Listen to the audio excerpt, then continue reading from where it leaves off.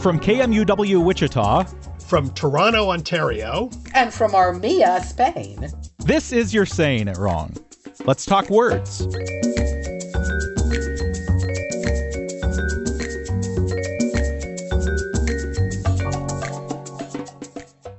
Today, I guess as this episode is coming out, it will be Valentine's Day. So if you're listening on the day that this is released, then happy Valentine's Day. Hope everybody has a wonderful one. Did you guys want to talk about some love words today? We do, did. but we're going to start with one of the most romantic words of all. Mhm. It was an email from our listener, New York Tim, as he calls himself. As we called him, and now he calls himself. Yes. Yeah. Suggesting we do an episode about the romantic thing, the schwa. Oh, The yes. schwa. Yes. And he said we should do an entire episode on it, which we think is a great idea. So this is just a placeholder because when Ross and I started talking about this, we both thought we had a question. Why schwa? I know. And one thing I want have to add, always wondered that. Yeah. and one thing I want to add is because Kath and I both were in school. They had a big thing for some reason, Ridgewood Junior Elementary School on the schwa sound. And typical kid, Kathy and I both thought, like, why are they calling it the schwa? And a typical kid, they always talk about how curious kids are. Typically, we said we have no idea, and that was it. And for years, we wondered. It's a schwa. Let's start the schwa. So anyway, Fletcher, do you know why it's called the schwa? No, I have also always wondered why it's called a schwa, and also why it's called a schwa instead of a schwa. That's yeah, a good actually, point. if you're going to do it, shouldn't it sound more like it? Yeah. Yeah. Should we say what the schwa is? Should we say what this is before we? Just for that's people a good who idea. don't know. Why don't you enlighten everyone on that one, Fletcher? It's sort of the sound, right? Like Yeah. when people like you say the state Oregon, right? Oregon. Yeah, that's the schwa instead of Oregon, which some people Right, say. which some people Right. say. exactly. And it's an upside down E. Well, it's an inverted Yeah, like E. if you see it, Yeah. if you see it written out, it would be an upside down E. Yeah. When they do it as pronunciation. It's actually from a Hebrew a letter, or shva, which actually indicates, it's like a little mark that indicates don't emphasize this vowel. So basically, otherwise you'd pronounce it really strongly, like you just said Oregon. But Uh-huh. the schwa, little schwa symbol basically says, hey, buddy, don't pronounce it that way. Pronounce Back it really off. softly. Yeah, back off. It's Oregon. And that's why Oh. ancient Hebrews always pronounced Oregon, Oregon. We now know that. That's right. Yes. Yeah. So then we got curious because it's the whole thing. I mean, it's usually a mid-central vowel, et cetera, et cetera. So then we started saying, where'd vowel come from? Vowel? Ross and I are fascinating people, Fletcher. Yes. The conversations we have. Actually, to be really fair, Kathy, a couple of times we've done that where, like, you can see glazed eyes about I know. Luckily, my friends still love me, as does my husband. Or so they say. I don't know. Actually, I think, Fletcher, you could probably guess this one. Vowel. Let's think of Vowel. cognates in English, words that sound sort of... Sound like vowel, foul, trowel, vocal. Yeah, there you go. There you go. Okay. Yeah. Okay. So Very it's good. something it's a vowel, something that's voiced. Yes. Very good. It comes from that idea. But let's try to guess what language, Fletcher. Just take a wild guess what language this And comes at this from. point, I think we'll just let Ross talk. Yeah, so Latin, I guess. Yeah, hey. Yeah. Shocking. Yeah, it comes from vocalis in Latin, vocal letter. The idea was that you're sounding out the letter. I don't quite see why you sound out consonants too, but Yeah. they said it comes from, and that comes from vox or vox, voice, which is Latin as well, which comes came back. from the Proto-Indo-European. Yes, Wet, Catherine. wet. Yeah. Wet, wet. You're Wet, so wet. fluent. Kathy's so fluent in Proto-Indo-European. Put me on a step and I'd be chatting away with the whole gang. So there we have schwa and vowel. Yep. Interesting. So you've got your vowel, the voiced thing, and you've got your schwa, which is the sort of unvoicing it. back off your voice. Yeah. Yeah, exactly. Huh. But now we're going to be vocal about something else, about Valentine's Day and Well, can love I words. Just say Yes? that love vowel, if you move the letters around and remove the W, spells Oh. love. Oh yes. Oh, how about that? Kathy. If you Wow. But you have to if remove you the vowel. I mean, the W. The W. Yeah. Because it's So, about you and not you, but me. well said, Kathy. We're going to I remember gotta go. that. Look well at said. the time. All righty. Well, we're going to not start with love, though. We're going to start with Valentine, obviously. Yep. And we know Valentine's Day came from Saint Valentine. I think you know all about Saint Valentine, right? all Both of you? about all about I think I wouldn't go so far as to say I know all about Saint Valentine. No. Well, actually, there were probably three up to, they say two, but now they say, I mean, they also say up to three St. Valentine's Day, St. Valentine's. There were a Oh. bunch of saints who were called St. Valentine, and there are all sorts of, mysteries about who is what.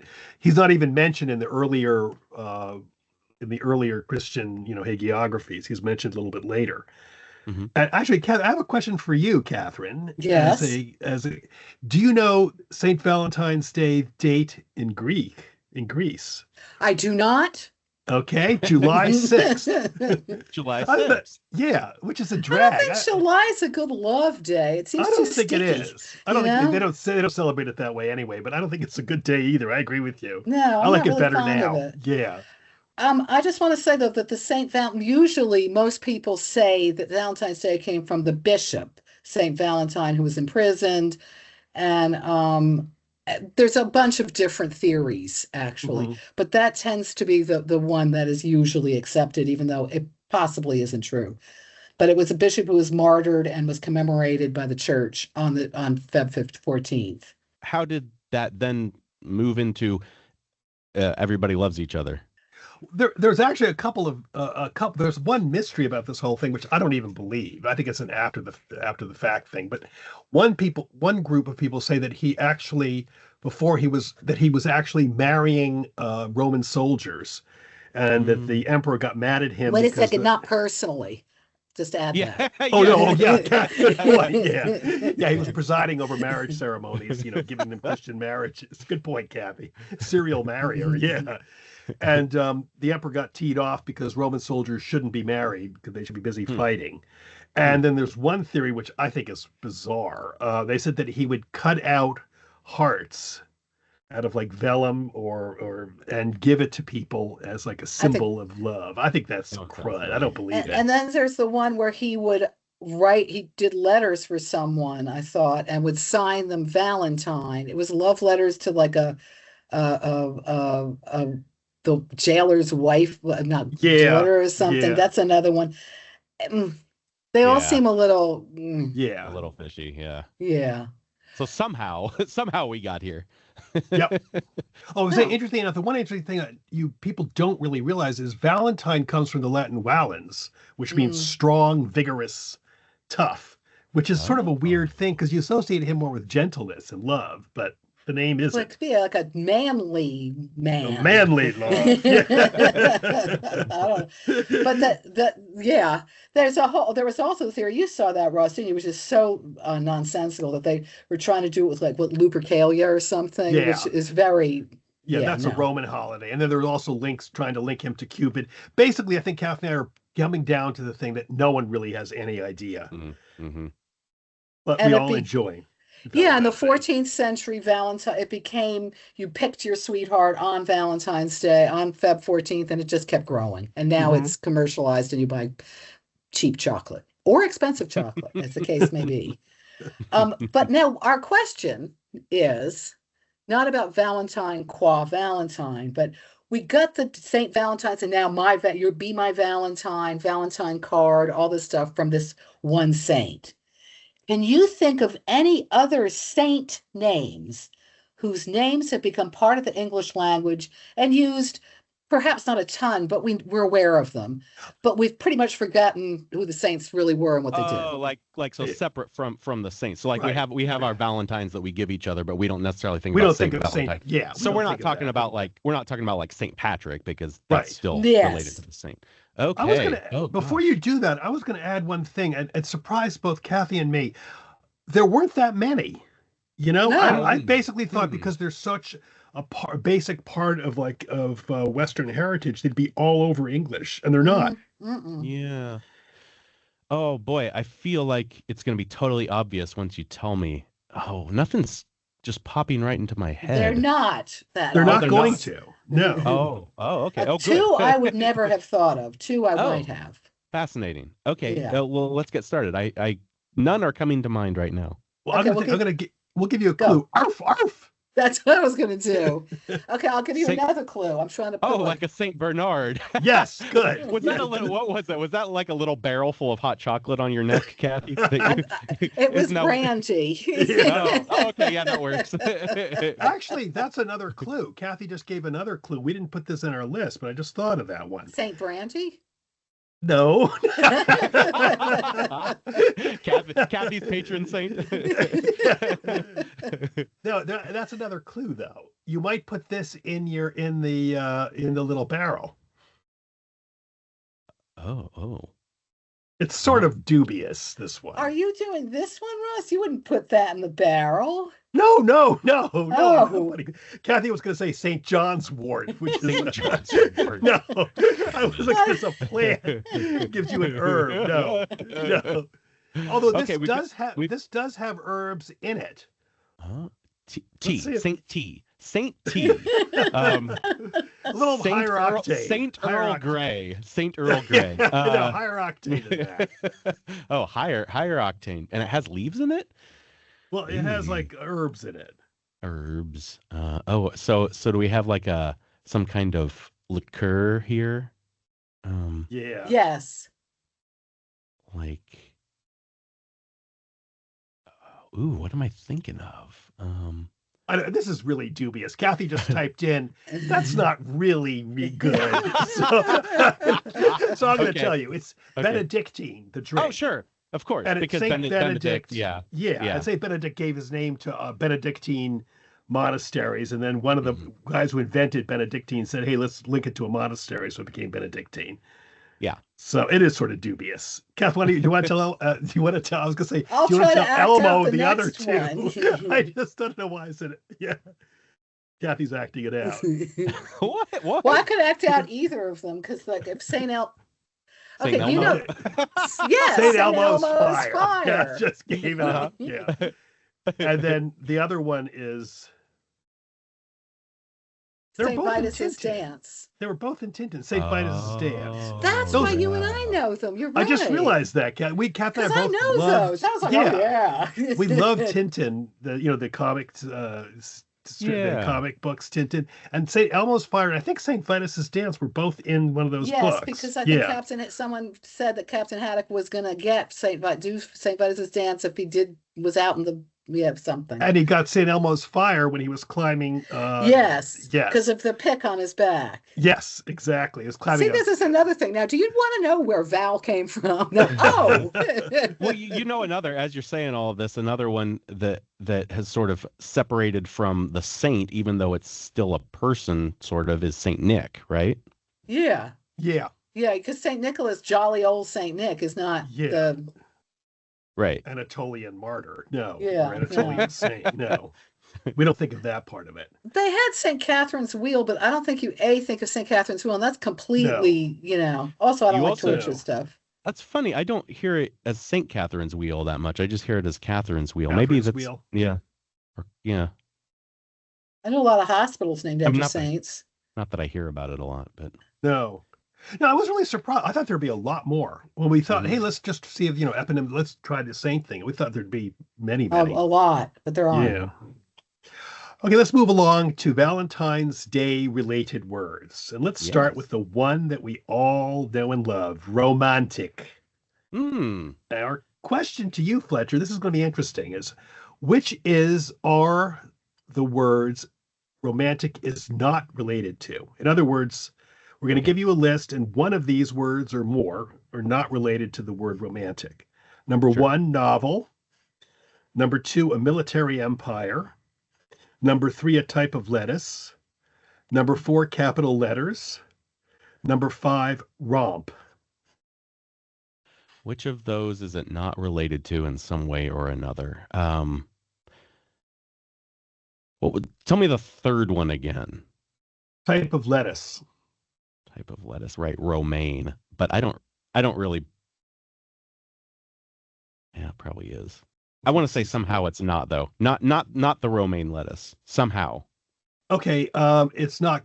Romaine is related. It comes. It Okay. used to be All right. called Romana lettuce, so Romana. it Yeah. is. Yeah. Yeah. Okay, and novels. Now, is it related to novels? Do you think or not? Well, I mean, sort of. I mean, we have romance.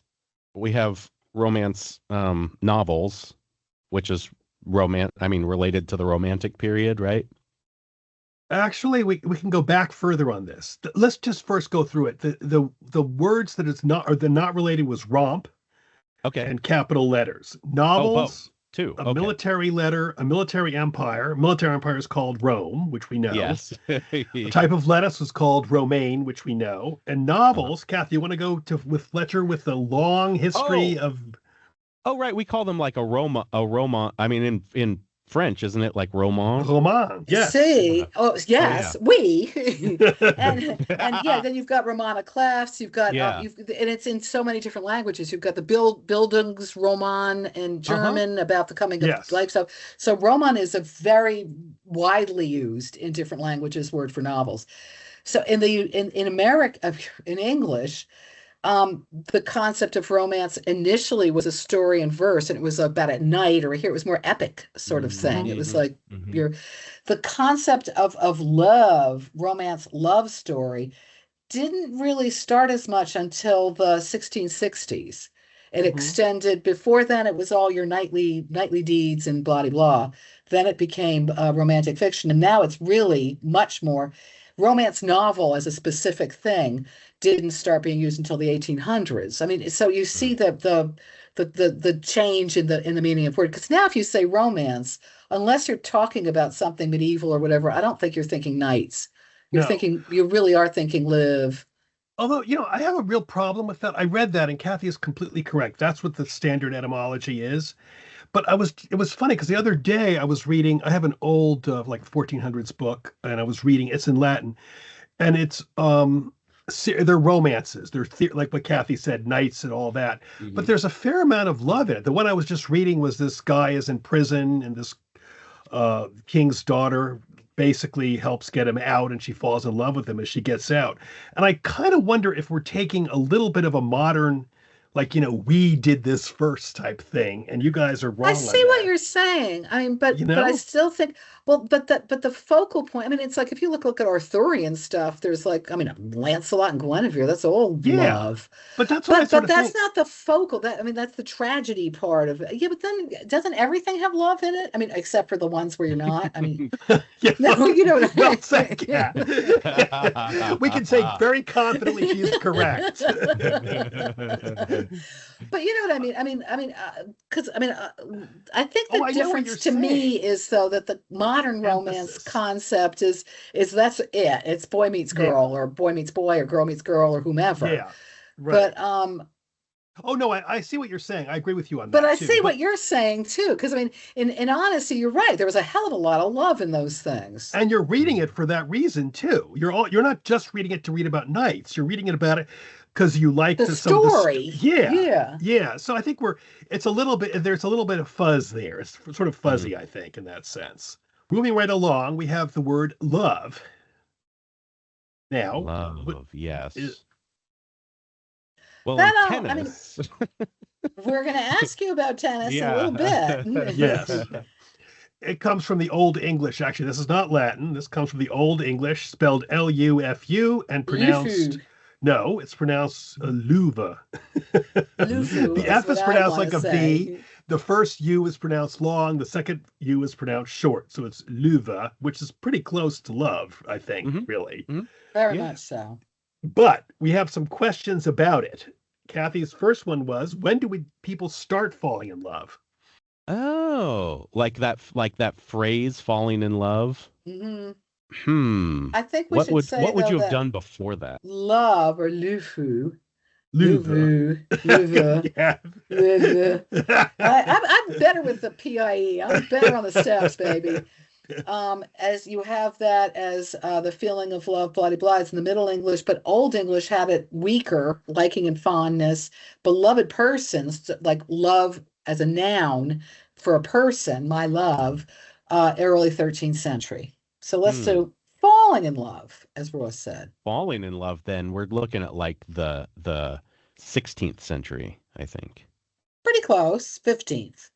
That's 15th 100 century. years at this Yeah, point. I mean, yeah, exactly. The 1500s was big, actually. The later, early 1500s, then you had be in love with, came from about the same time. Then you have make love in the sense of paying amorous attention. Like, in the old books, they're always saying he was making love to her, like stroking her hair or saying, here's your glove, which is very loving. Was in the 1570s, and love affair, 1590s. The 1500s was huge for love. No, so I was right. Yeah.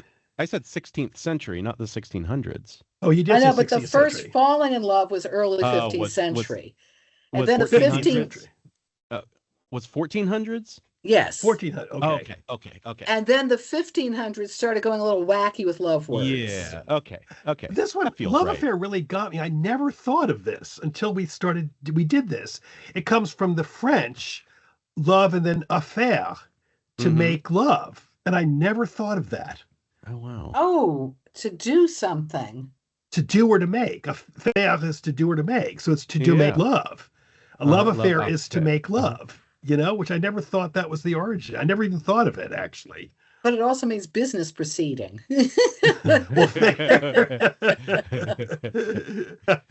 Uh-oh. That is interesting, though, Russ. It really is. Well, the next one we have is make love in the sense of, and this one bothered me because as a kid, we'd read books and then would go, I made love to her. And I'd be like, what?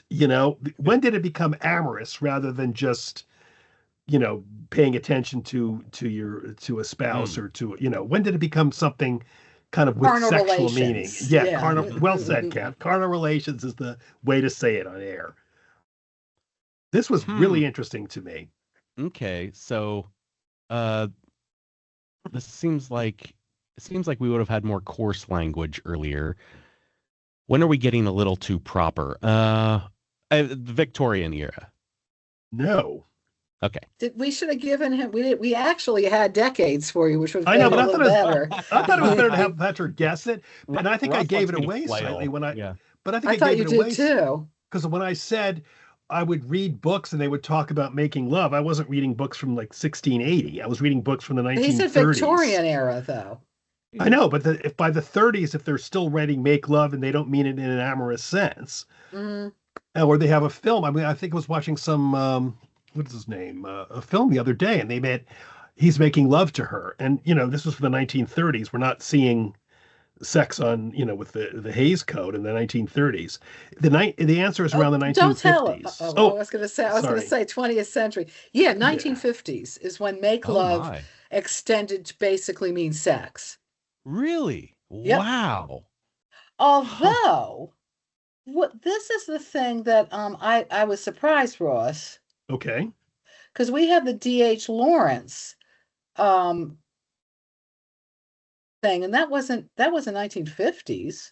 No, but I think that was that was D.H. Lawrence being, a lot of times when you're really, you're a big writer or something like that, you do stuff way before everyone else does. But you're right. Yeah. D.H. Lawrence died. I mean, he died in 1930. I don't know that he used the term as much as he used the concept more. Yeah. But I think we should have maybe amended that so we can sound correct as we always are. When did it enter into general use? Let's put it that way. I think that's better. Yeah. So if you're listening, ignore the first part and go general use. So. Yeah, right. Just, it didn't happen. Then we had, love life as a collective amorous activity, as they put it. That was 1919. Which surprised me because that's kind of, I would have thought that might have been earlier too. I mean, we've got, but no, but then I think people started talking about their own stuff more as time moved on. People were a little less taciturn, perhaps.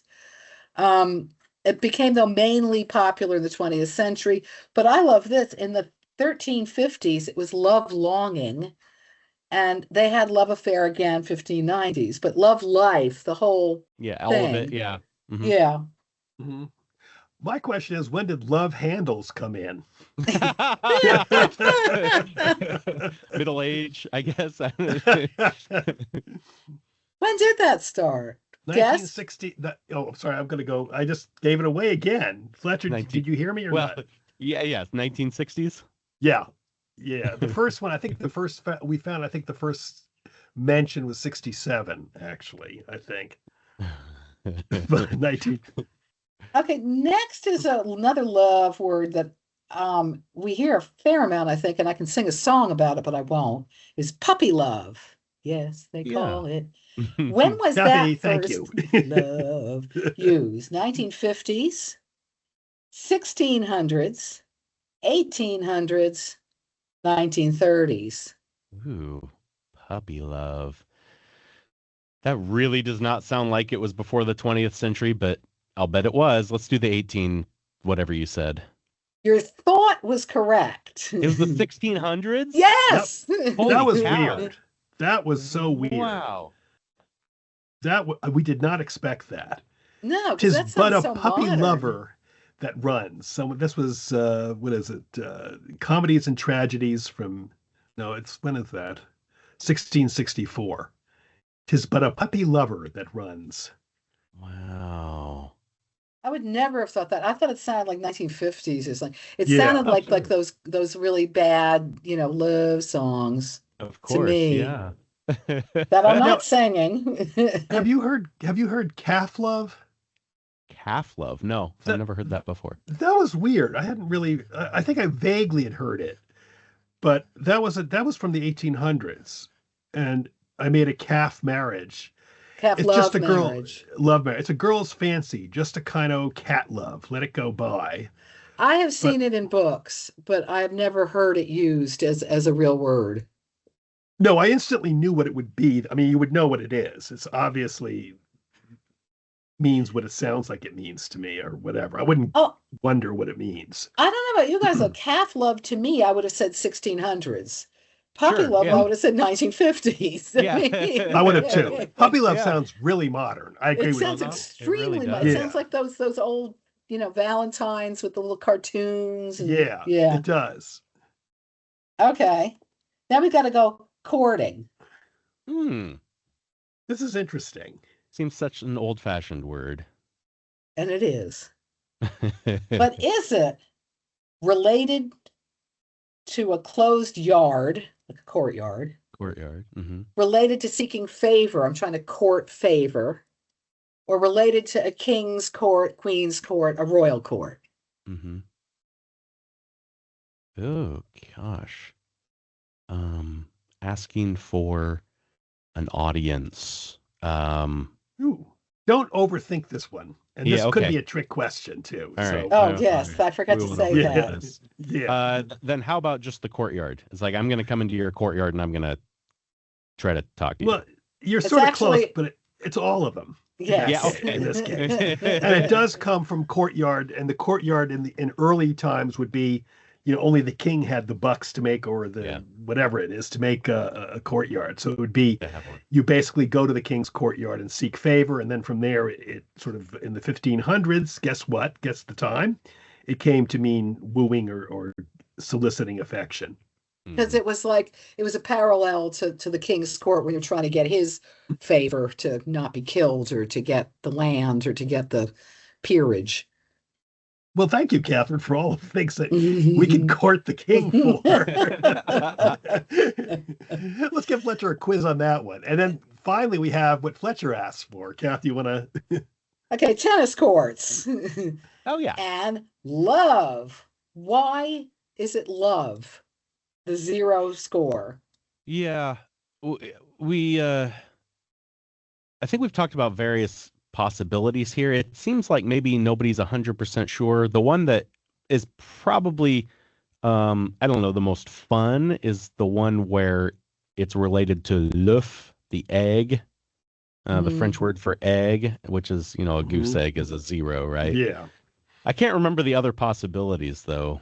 The other possibility that's like one of the main competitors is you're playing for love, not money. And that was in the 1670s. No stakes. So it doesn't, It's Mhm. no, so then it goes from no stakes to no score. Yeah. That one though is sloppy, I think, because you've I got to agree. go Oh, from no stakes to no score. oh, I don't think that's true either. Okay. Infatuation. Okay, what's your guess as to the origin of what is this related to, actually, Fletcher? Is it related to being? Can you think of there's a word that comes from this? We use it in English. Fatuous? Yes. Yes, I didn't get that immediately. Very No, good. that's very good. Uh, You're a fool in love. Exactly. That's oh, yeah, exactly the okay. origin. Cool. Isn't that cool? I like that one. Yeah. And like Yeah. Kathy, I didn't get that either. I mean, I know the word, I know fatuous, I know infatuation, but I did not get the connection. Mm. And And that was then we, that was a little later than the 1500s, whereas that was the mid 1600s. oh, That one. good. Okay. Okay. This is a word that's a new word, and I'm not wild about it personally. I don't know what Kath thinks on this one. The word is limerence. I detest it. Okay. Sorry. Limerence? Limerence? Yes, Yes. Limerence. It's like you've got a crush on someone. You're intent. Oh, we talked about infatuation. You're so infatuated with this person, but you're not sure how they feel about you. But you're busy going, Mhm. ooh. I've never heard this before. No, it's a fairly recent term. It was coined by a psychologist, Dorothy Tenov, in the 1960s when she interviewed people on the topic of love. And she put this in her book, and apparently it's a fairly general psychological term. And I think Kathy said it as I do. I don't really feel it's a necessary word. She says she first used the term amorance and then changed it to limerence. I, lo- I love it though. She was asked what's the etymology. She said no roots whatsoever. It just She looks just made it nice. up. She Can said it I works well in French. Take it from me. It has no etymology whatsoever. can I add something on Weird. that one? That bothers me a little bit because in French, limer, Fletcher, do you know the word in French or No, that one not? I don't know. I don't know Okay, that. that means to file or to like kind of go back and forth with something. And Oh. I think someone once said it could have like a, sexual slang to it. I don't know. I've never heard it Hmm. in that sense. Hmm. Mm-mm. But it does have like it does have a meaning in French. And then you add the Mm. A and the ENCANCE. So it looks like violence to me, which, it's sort of a weird word. But I don't really think it's that necessary. I think it's like a crush or something like that. Yeah, that's It's what yeah, also, I just want to exactly. say, limmer is also an archaic term for a leash hound or bloodhound. Oh, Yes, well, I've changed my mind. there we go. And it could also be a limer, someone who puts lime on things too. One who limes. Yeah. Yes. Yeah, my problem is it's really widely used now. I mean, if you look online, there are a ton of articles about this. It's become like a Really? buzzword, if you will. Yeah. Really? And I would say only in the last couple of years. I know she coined it in 1970 something. I thought it was Uh, the 60s here, but whatever. Maybe. Okay. Yeah. I'm just or that interview oh yeah, it was the 60s. Yeah. Oh, I thought you did it in Um the 1600s, Kathy, or or 1500s. 1590. Yeah.